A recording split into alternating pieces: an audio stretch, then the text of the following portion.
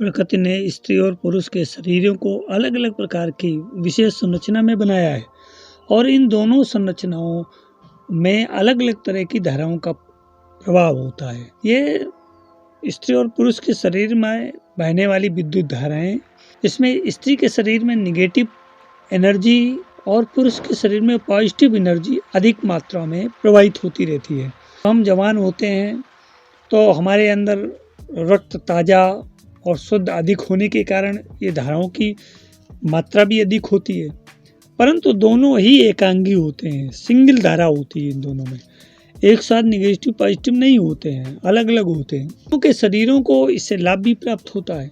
वह स्त्री और पुरुष के शरीर जब आपस में मिलते हैं तो इन दोनों को लाभ होता है और शारीरिक तथा मानसिक शक्तियों के विकास में मदद मिलती है। दोनों की अपूर्णता दूर होती है। संसार की जनगणना और मनोवैज्ञानिक ये कहते हैं विश्व भर में विवाहितों की अपेक्षा अविवाहित लोग अधिक बीमार पड़ते हैं और अधिक मरते भी हैं। आप विधवा या विधुरों में शारीरिक कांति और अच्छा स्वास्थ्य नहीं देख सकते हैं। किसी न किसी रोग का रोना रोते रहते हैं। इस सच्चाई को सुनकर चौंकने की जरूरत नहीं है, क्योंकि हम अखंड ब्रह्मचर्य या दीर्घकालीन ब्रह्मचर्य के विरोधी तो नहीं है, परंतु और न ही शरीर शास्त्र का सत्य सिद्धांत ही उनके विपक्ष में है। तो लोग योग की विशिष्ट क्रियाओं द्वारा वेद की प्रचंड शक्ति को अपने काबू में करके तरह रोक कर दूसरी तरफ व्यायाम या ज्ञान उपार्जन में खर्च कर सकें, वे करें। यह उनका विषय है। वे दीर्घ काल तक ब्रह्मचारी रह सकते हैं, तो उन कुछ अपवादों के कारण शरीर शास्त्र की सच्चाई में परिवर्तन तो नहीं किया जा सकता है। मध्यम श्रेणी के लोगों के लिए आवश्यक है कि वे विवाहित जीवन व्यतीत करें और स्त्री पुरुष आपस में मिलकर अपने शरीरों के अभावों की पूर्ति करते हुए स्वाभाविक जीवन व्यतीत करें। आयुर्वेद और संसार के अन्य चिकित्सा शास्त्र तथा वैज्ञानिक इस विषय में एक मत है कि साधारण विचारों के लोग यदि बहुत समय तक अपनी काम वासनाओं को मारते रहें या रोकते रहें तो उन्हें प्रमेय, नपुंसकता या इसी प्रकार के अन्य भी रोग हो सकते हैं। इसका प्रत्यक्ष प्रमाण विधवा और विधुरों की अस्वस्थता के रूप में हम घर घर में देख सकते हैं। अनुभव बतलाता है कि गृहस्थ धर्म पालन करने पर दोनों ही पक्षों को लाभ होता है। हानि केवल गर्भाधान की क्रिया को भंग करने में है। भोजन बनाने की क्रिया में गलती करता है, वह परिणाम स्वरूप कड़वी रोटी खाएगा, किंतु इस दोष के कारण ये तो नहीं कहा जा सकता है कि रोटी का स्वाद कड़वा होता है। समान उम्र के स्त्री पुरुषों का विवाहित होना चाहिए, क्योंकि मनुष्य जितनी अधिक आयु का हो जाता है उतनी ही शोषक शक्ति उसकी बढ़ जाती है। छोटा पौधा अपने आसपास की जमीन में से थोड़ी खुराक खींचता है, परंतु इसके विपरीत जब वृक्ष बड़ा हो जाता है तो बहुत दूर दूर से जमीन में बहुत गहराई से वो खुराक खींच कर लाता है। इस प्रकार से पति पत्नी जो अधिक आयु का होगा वह छोटी उम्र वाले का ही शोषण करेगा, उसी की विद्युत प्रवाह का वो अधिक शोषण करेगा।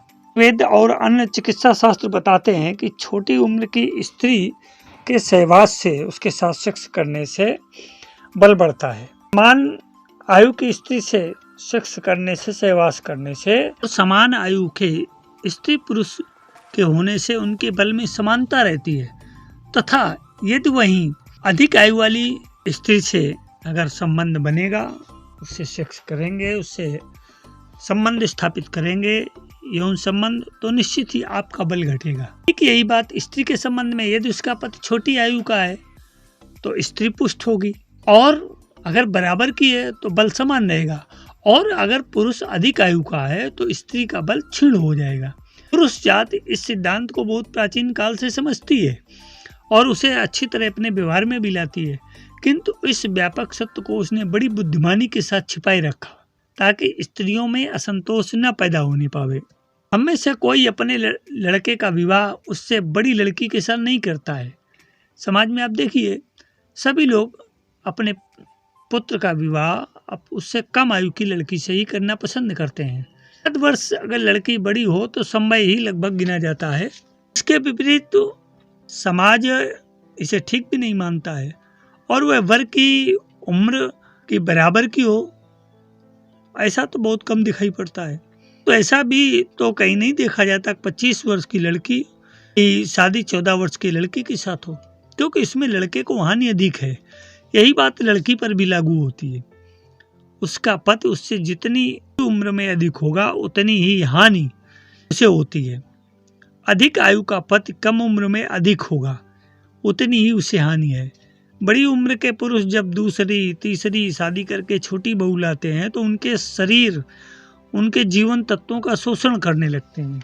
जैसे अमरबेल जिस पेड़ पर छा जाती है उसका रस खींचकर स्वयं बलवान होती रहती है और वृक्ष को निस्तेज कर देती है। वृद्धावस्था में विवाह करने वाले पुरुषों की आयु बढ़ जाती है, इनका स्वास्थ्य भी संभल जाता है, किंतु स्त्री अल्प समय में ही निस्तेज और बुढ़ी हो जाती है। पिता धन के लोभ से अपनी लड़कियों की शादी वृद्ध पुरुषों के साथ कर देते हैं, उसे तिल तिल करके मरते हुए अपने ही जीवन काल में उसको दूसरों के सामने नतमस्तक होते असहाय छोड़ देते हैं। आपने देखा होगा कि वयस्क पुरुषों की तुलना में आयु की स्त्रियां अक्सर बीमार पड़ती हैं। वे नहीं जानती कि इसका वास्तविक कारण क्या है। यदि जान ली भी लें तो बेचारी कर भी क्या सकती हैं। कर किसी गरीब की कमाई को जबरदस्ती छीन कर खाना, जिस प्रकार किसी गरीब की कमाई को जबरदस्ती छीनकर खाना पाप कर्म है, उसी प्रकार से विवाह भी एक पाप कर्म है। दुख की बात है कि पुरुष जाति अपने स्वार्थ पर न्याय का बलिदान करती है। प्रवास के समय शारीरिक अंग उत्तेजित होते हैं, हमारे जननेंद्रिय उत्तेजित होती हैं और उनमें उष्णता बढ़ती है, ब्लड सर्कुलेशन बढ़ता है। यह बढ़ी हुई उत्तेजना एक दूसरे के अंगों में प्रविष्ट होती है। शरीर का सबसे प्रबल और सजीव जो श्लेष्मा है, जीवन द्रव्य, वो वीर है, स्पर्म है। इस पुरुष का स्पर्म और महिला का रज, इन दोनों के स्खलन के समय दोनों की आंतरिक शक्ति का पात होता है। इस विद्युत धारा को गुप्त अंगों द्वारा ग्रहण करके अपने अंदर खींच लिया जाता है।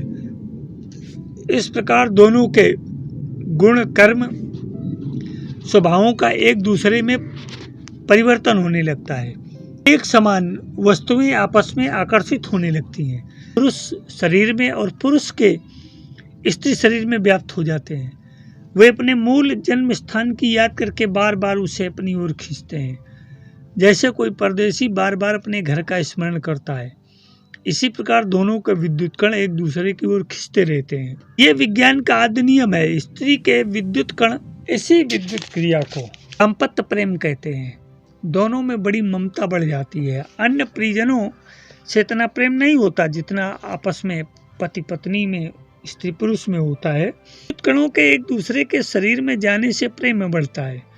इसका दूसरा प्रमाण संतान प्रेम है। माता पिता के शरीर के कुछ भाग से संतान का शरीर बनता है, इसलिए वह भाग अपने मूल स्थान की ओर खींचते रहते हैं। संतान के शरीर में पिता की अपेक्षा माता का भाग अधिक रहता है, इसलिए बच्चों में पिता की अपेक्षा माता की ममता अधिक होती है। स्त्री पुरुष के साथ साथ रहने पर एक दूसरे को प्रोत्साहन मिलता है, प्रसन्नता होती है और उनमें आपस में तालमेल अच्छा होता है। तमाम तरह की भ्रांतियां उससे समाप्त होती हैं। ये प्रथा उचित नहीं है कि स्त्रियां बाहर के पुरुषों से तो बातचीत करें, परंतु घर में अपने पति की उपेक्षा करें। मनोविज्ञान की दृष्टि से खराब बात, जितनी जल्दी हो सके इसे छोड़ देना चाहिए। भारत में स्त्रियां पतियों के साथ बाहरी कामकाजों में साथ साथ हितों पर या बाहर अन्य किसी भी क्षेत्र में काम करने के लिए अब तो उनको स्वतंत्रता हो गई है।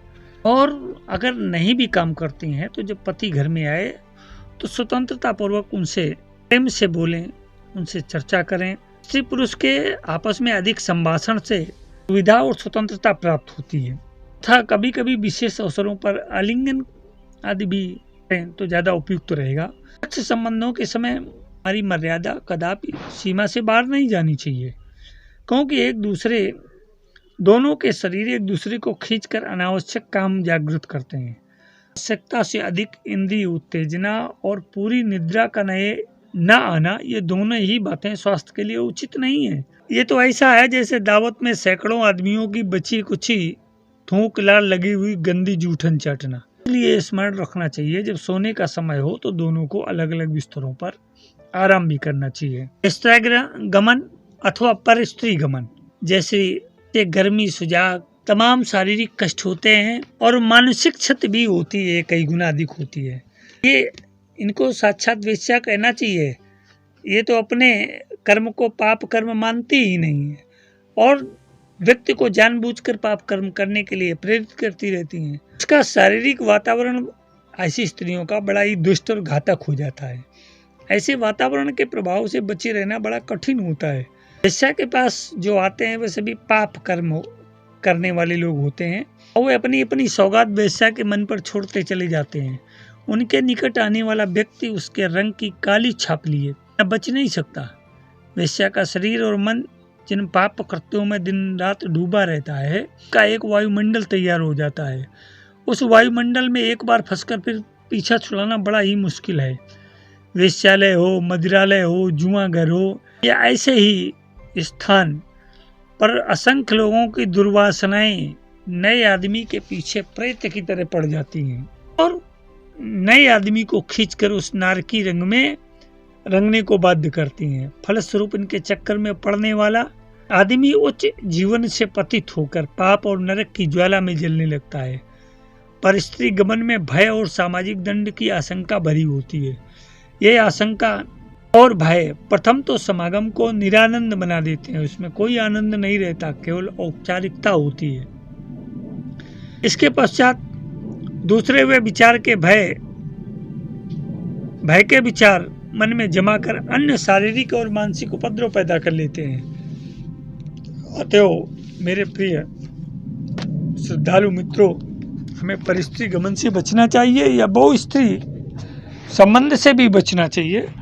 इससे हमें मानसिक शारीरिक क्षति तो होती है, सामाजिक और आर्थिक क्षति भी बहुत होती है तथा हम विभिन्न प्रकार के रोगों से ग्रस्त भी हो जाते हैं।